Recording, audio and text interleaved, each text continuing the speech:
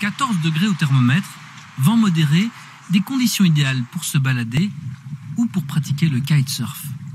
C'est pas trop mal pour un mois de décembre, déjà de pas avoir de gants, c'est exceptionnel. Par contre, c'est du vent de terre, donc c'est un peu rafaleux. Et c'est pour ça que je viens dans cette petite baie fermée, parce qu'au large, le vent porte vers l'Angleterre.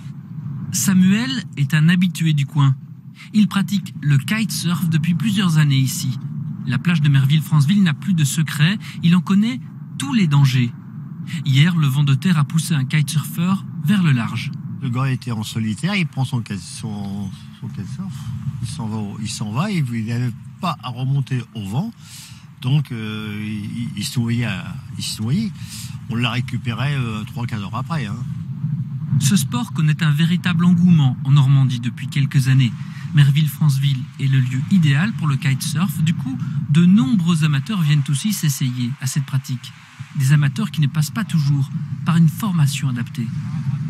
Un des principaux facteurs d'accident et justement d'incident, c'est que quand on est seul, on ne peut pas forcément prévenir, on peut pas vraiment se faire aider. Donc une des consignes de base, c'est déjà de jamais en faire seul.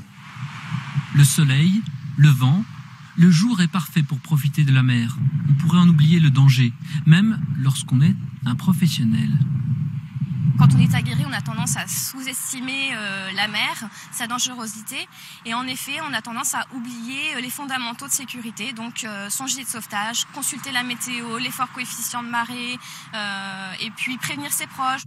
Avant de prendre son envol, la jeune kitesurfeuse doit maîtriser son aile.